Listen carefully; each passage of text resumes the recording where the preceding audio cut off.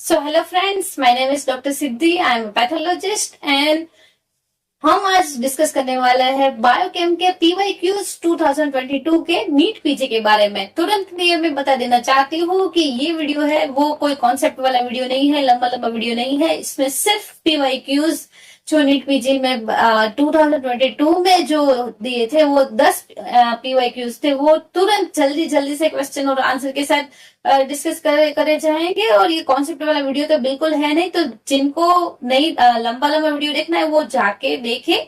ये short video रहेगा और जिसमें क्वेश्चन और आंसर मोस्टली जो थिंग्स हमें मगअप करने वाली है वो थिंग्स रहेगी इसमें। So this is for the last minute revision.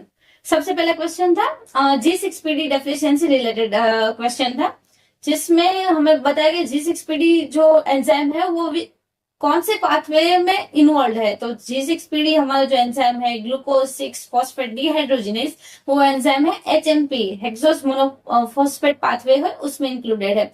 वो उसका क्रिटिकल रोल किसमें है, तो रेडॉक्स रिएक्शन जितनी है उसमें है। रेडॉक्स रिएक्शन से वो NADPH प्रोड्यूस करेगा, और जो NADPH है it will reduce the glutathione, and glutathione, it is protective for the RBCs from the oxidative stress. So G6PD deficiency X-linked disease है. Any trigger comes, any trigger like fava beans, infections, drugs like anti-malarial drug like primaquine, dapsone, or nitrofurantoin, any drug history. And in question they are giving hemolysis, hemolytic anemia, or any intravascular or extravascular hemolysis, acute hemolytic anemia, jaundice, increased level of lactate dehydrogenase, or low level of plasma haptoglobulins, or renal failure. So you can think of that G6PD deficiency. सो ये ही same question में अलग अलग options दिए थे, जिसमें एक था option था ग्लाइकोलिसिस पाथवे। तो ग्लाइकोलिसिस पाथवे में जो पायरुवेट काइनेज एंजाइम है उसकी डेफिशिएंसी होगी तो हिमोलाइटिक एनीमिया होगा, और दूसरा है फॉस्फोफ्रक्टोकाइनेज, अगर वो एंजाइम की डेफिशिएंसी होगी तो पेशेंट को फटीग की कंप्लेंट रहेगी। दूसरा एक पाथवे है जो ये क्वेश्चन के ऑप्शन में दिया गया था, लीबर्ग रेपापोर्ट pathway. It is a shunt mechanism generate 2,3-BPG। 2,3-BPG है वो ये पाथवे से जनरेट होगा। सो अगर ये पाथवे में 2,3-BPG म्यूटेज एंजाइम में डेफिशिएंसी होगी तो इरिथ्रोसाइटोसिस होगा। तो रेपापोर्ट पाथवे अगर डेफिशिएंसी रहेगी 2,3 म्यूटेज एंजाइम की तो रहेगा इरिथ्रोसाइटोसिस हो जाएगा। तो ये था हमारा पहला क्वेश्चन। हम चलते हैं दूसरे क्वेश्चन की ओर। सिस्टिक फाइब्रोसिस, ये जो टॉपिक है वो कहीं पर भी, वो पीडिया क्वेश्चन में भी IMP है, हमारे बायोकेम क्वेश्चन में भी IMP है, और मेडिसिन सेक्शन में भी ये जो टॉपिक है वो IMP है। तो ये तो पूरा रट लेना है, तो रट ही लेना है। तो सिस्टिक फाइब्रोसिस वो क्या है, ऑटोसोमल रिसेसिव डिसीज है। डिफेक्टिव क्या है, CFTR gene. CFTR means cystic fibrosis transmembrane conductance regulator gene. वो जीन का काम क्या है, उसका फंक्शन क्या है, तो function as epithelial ion channel में उसका फंक्शन है। और वो क्या है, इंपॉर्टेंट रोल म्यूकोसिलियरी ट्रांसपोर्ट होता है, जो रेस्पिरेटरी म्यूकोजा में म्यूकोसिलियरी ट्रांसपोर्ट होता है उसमें उसका इंपॉर्टेंट रोल है। और वो एक्सोक्राइन ग्लैंड का सिक्रेशन होता है, उसमें उसको रेगुलेट करता है।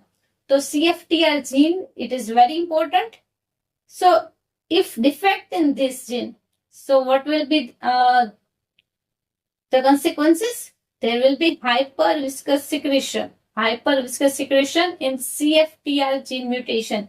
It will obstruct the airway. Then due to obstruction there will be a proliferation of the Staphylo aureus, Pseudomonas aeruginosa like organism. Then exocrine pancreas, in pancreas there will be fibrotic scarring or cyst formation, or flow in the digestive enzyme to duodenum is impaired, तो एक इसके लिए भी question पूछा गया था paediatric में। Paediatric जो है उसमें हम लेंगे ये क्वेश्चन, जो उसका आंसर था डिस्टल इंटेस्टिनल ऑब्स्ट्रक्शन, कि ड्यू टू CFTR या जीन म्यूटेशन डिस्टल इंटेस्टाइन का ऑब्स्ट्रक्शन होता है, इसलिए स्टीएटोरिया भी होता है, और difficulty in excretory function of intestine. So in neonate में मेकोनियम इलियस हम देख सकते हैं। और डायग्नोसिस कैसे होगा इसका? increased trypsinogen in newborn. It is the test for newborn screening. Increased trypsinogen. Then chlorine level will be greater than 60. Chlorine greater in sweat. पसीने में 60 के ऊपर क्लोरीन। और जो सिचुएशन पूरी होगी वो कौन सी होगी? Hyponatraemic, hypochloraemic, alkalosis and hypokalaemia. Hyponatraemic, hypochloraemic, alkalosis and hypokalaemia, ये होगा हमारे सिस्टिक फाइब्रोसिस में। ये क्वेश्चन के अदर ऑप्शन क्या थे? Huntington's disease, it is CAG repeat disorder. In Huntington's Korea होता है, उसमें ऑटोसोमल डोमिनेंट है। टेट्रेक्चर कोलिन सिंड्रोम, जिसमें मैंडिबुलर और मेलर हाइपोप्लासिया हो जाता है, वो भी ऑटोसोमल डोमिनेंट है। देन एकोंड्रोप्लासिया, जिसमें शॉर्ट लिम्ब होता है, सेडल नोज होता है, स्पाइनल डिफॉर्मिटी होती है, वो भी ऑटोसोमल डोमिनेंट है। अगले क्वेश्चन की ओर जा रहे हैं हम। तीसरा क्वेश्चन है कार्निटिन, जिसका आंसर है कार्निटिन। कार्निटिन क्या है? It is responsible for transport of fatty acid. Fatty acid के ट्रांसपोर्ट के लिए रिस्पॉन्सिबल है। कहां पर ट्रांसपोर्ट करना है फैटी एसिड का? Into inner mitochondrial membrane, mitochondrial के इनर मेम्ब्रेन में।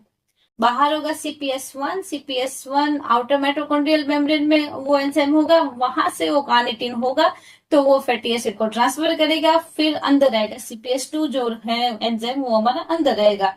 अगर कार्निटिन की डेफिशिएंसी होती है तो क्या होगा? फैटी एसिड जो ट्रांसफर हम कर पा रहे हैं वो नहीं होगा। तो deficiency of carnitine, it will lead hypoglycaemia, restrictive dilated cardiomyopathy and hepatic steatosis. Then अगले क्वेश्चन की ओर जा रहा है nonsense mutation. It is a single mutation. Nonsense single, एक एमिनो एसिड बदल जाता है। अगर एक एमिनो एसिड जो बदल जाता है और उससे हमें टर्मिनेट कोडन का सिग्नल मिल जाता है। टर्मिनेट कोडन कौन से हैं? UR, युगा, UAG। जो युगा है वो सेलेनोसिस्टीन हमारा 21st एमिनो एसिड है, और UAG pyrrolysine is 22nd amino acid. Then fifth question is histone. उसका आंसर है हिस्टोन। तो हिस्टोन क्या है? तो हिस्टोन क्या करता है? हिस्टोन डीएनए पैकिंग, डीएनए जो हमारा है, जो डबल हेलिकल स्ट्रक्चर जो पूरा है, डबल स्ट्रैंडेड डीएनए है, उसमें उसका जो पैकिंग होता है, गिफ्ट रैप, वो होता है हमारे हिस्टोन के द्वारा। Histone will pack the DNA. So जो हमारा क्रोमेटिन है वो कैसे बनता है? क्रोमेटिन बनता है double stranded DNA plus histone से। और जो क्रोमेटिन का ऑर्गेनाइजेशन यूनिट है वो है न्यूक्लियोसोम, और न्यूक्लियोसोम में होते हैं हिस्टोन के ऑक्टामर्स।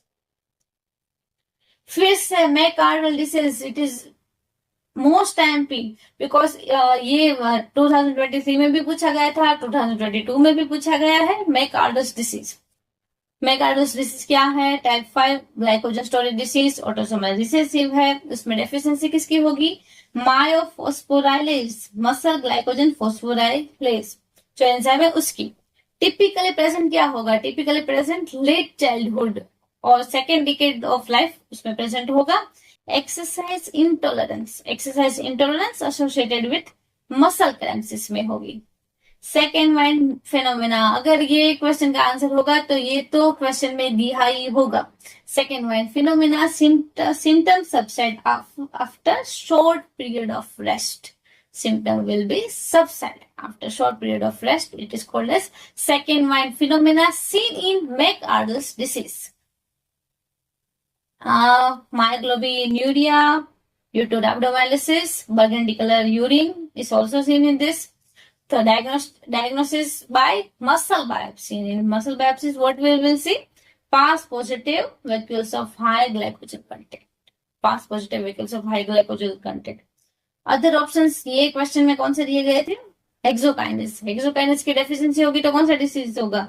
हेमोलाइटिक एनीमिया होगा। फिर ग्लूकोज 6 फॉस्फेट, उसकी डेफिशिएंसी होगी तो वॉन के disease, it is a type 1 glycogen storage disease. हमारा मेगार्डल कौन सा था? टाइप 5। फिर हिपेटिक ग्लाइकोजन फॉस्फोराइलेस, वो कौन सा है? Type 6 glycogen storage disease, it is also called as Hers disease. So hepatic glycogen phosphorylase की डेफिशिएंसी हो जाती है इसमें। तो ये हो गया हमारा मैकार्डस डिसीज। बढ़ते हैं हमारे नेक्स्ट क्वेश्चन की ओर। तो नेक्स्ट क्वेश्चन जो है हमारा, ये भी मोस्ट आईएमपी क्वेश्चन है। विटामिन बोलो, विटामिन बोलो, कुछ भी बोलो, पर विटामिन करके जाने हैं। विटामिन तो मोस्ट आईएमपी क्वेश्चन है। 2023 में मोस्टली क्वेश्चन जो थे वो विटामिन के बेस्ड ही थे। B12, नियासिन मोस्ट फेवरेट है, जिसमें 2021 में नियासिन के 2 क्वेश्चन आ गए थे। तो अभी 2022 में कौन सा पूछा है कि विटामिन B2 की अगर डेफिशिएंसी होगी, रिबोफ्लेविन, तो उसका ऐसे कैसे करोगे? उसको टेस्ट करोगे, ग्लूटाथाइन रिडक्टेस को टेस्ट कर लोगे तो पता चल जाएगा B2 है कि नहीं। और अगले साल पूछा था विटामिन B1 थायमिन, थायमिन का ऐसे करना हो तो आरबीसी के ट्रांसक्रिटोलेज एंजाइम है, उसको हमें टेस्ट करना पड़ेगा। B2 का ग्लूटाथाइन रिडक्टेस, B1 का आरबीसी के ट्रांसक्रिटोलेज, B6 का आरबीसी ट्रांसअमाइनेज, और B9 यानी कि फोलिक एसिड उसका फिग्लू टेस्ट और हिस्टिडीन लोड टेस्ट उसका होता है। ये भी मोस्ट आईएमपी क्वेश्चन, ऑप्थेल के लिए भी आईएमपी क्वेश्चन है, पीडिया के लिए भी आईएमपी क्वेश्चन है, पीएसएम के लिए भी आईएमपी क्वेश्चन है, और बायोकेम ये भी 2-3 बार पूछा गया है पास्ट में। बिटर स्पॉट्स, बिटर स्पॉट है वो कहाँ पे दिखता है? आई में दिखता है। कंजक्टिव केराटिनाइजेशन और प्लेक फॉर्मेशन, ये व्हाइट कलर का वो स्पॉट दिखता है, उसकी मोस्टली इमेज देते हैं। किससे होता है? विटामिन ए डेफिशिएंसी होता है। और WHO क्राइटेरिया के अनुसार बिटर स्पॉट है वो आता है X1B कैटेगरी में। और उसकी पैथोग्नोमिक और ये जो बिटर स्पॉट अगर होगा तो हम कह सकते हैं सेरोथेल्मिया है पेशेंट को। Bitot's spot is pathognomonic for xerophthalmia. Gaucher disease, it is also most IMP topic. It will be asked in patho IMP. Yeah. For PDA, it is also IMP. It is asked in 3 consecutive years also. So for Gaucher disease के बारे में क्या याद रखना है? Krump, wrinkled tissue paper appearance of the cell, बस इतना ही याद करना है। हर बार यही क्वेश्चन में ये पूछते हैं कि कौन से एंजाइम में डेफिशिएंसी होती है, तो ग्लूकोसेरेब्रोसिडेज एंजाइम में डिफेक्ट होती है। लाइसोसोमल स्टोरेज डिसीज है, ऑटोसोमल डिसीज है। मोस्ट को उसके 3 टाइप्स होते हैं। टाइप 1 है वो नॉन न्यूरोपैथिक है, एडल्ट में दिखता है। टाइप 1 है वो ज्यादा कॉमन है, और जो उसमें थ्रोम्बोसाइटोपेनिया वो पेन होता है। टाइप 2 है वो एक्यूट न्यूरोपैथिक है, इन्फेंट में देखा जाता है। इन्फेंट में हाइपरटोनिया और स्ट्रीडोर ये सब देखते हैं, स्ट्राइडोर वो सब देखते हैं। और टाइप 3 वो सब एक्यूट न्यूरोपैथिक है, और वो जुवेनाइल, इन्फेंट में भी नहीं, एडल्ट में नहीं, बीच वाला टाइप 3। बस wrinkle tissue paper appearance of the cell दिया होगा, उसका जो साइटोप्लाज्म होगा वो रिंकल टिश्यू, वो ऐसे पेपर को ऐसे कर देते हैं, जो अपीयरेंस आता है वो अपीयरेंस सेल का होता है, वो सेल पास पॉजिटिव आता है। Gaucher's disease is most IMP topic for the NEET PG. फिर ये सारे अलग अलग ऑप्शन दिए थे। एसिड स्पिंगोमाइलिनेज, तो उसकी डेफिशिएंसी होती है नीमेंटिक डिसीज में। फिर हेक्सोअमाइनिडेज वो सैंडोप डिसीज में होती है उसकी। फिर ग्लूकोज 6 फॉस्फेटेज 1 के ग्लाइकोजन स्टोरेज डिसीज टाइप 1। आगे भी एक क्वेश्चन के ऑप्शन में 1 के डिसीज आया था, तो उसमें क्या दिखता है? Doll like facies, lactic acidosis, hyperuricaemia and ट्राइग्लिसराइडेमिया।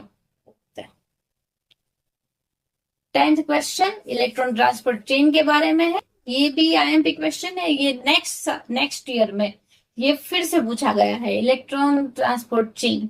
तो इलेक्ट्रॉन ट्रांसपोर्ट चेन जो है उसमें अलग अलग कॉम्प्लेक्स होते हैं। वो बेसिकली जो हम एटीपी जहां से जनरेट होता है उसके माइटोकॉन्ड्रिया में जो कॉम्प्लेक्स होते हैं अलग अलग, उसके बारे में है। तो उसके इनहिबिटर का नाम पूछा था, तो ये साल पूछा था कॉम्प्लेक्स 4 के इनहिबिटर का नाम। तो कॉम्प्लेक्स 4 का इनहिबिटर है साइनाइड, बराबर। तो कॉम्प्लेक्स 1 है उसका इनहिबिटर है रोटेनॉन एमोबार्बिटोल। कॉम्प्लेक्स 2 है उसका इनहिबिटर मेलोनेट टीटीएफ है। कॉम्प्लेक्स 3 है उसका बाल एंड एंटीमाइसिन ए। एंड कॉम्प्लेक्स 4 है उसका hydrogen sulphide, carbon monoxide and cyanide. ये भी आईएमपी क्वेश्चन है, ये पिछले साल इसमें उसके जो कॉम्प्लेक्स 5 है उसका इनहिबिटर पूछा गया था, बराबर। तो ये रहे हमारे 10 क्वेश्चन जो हमारे 2022 के पीवाईक्यूज है बायोकेम के। तो this is Doctor Siddhida signing of.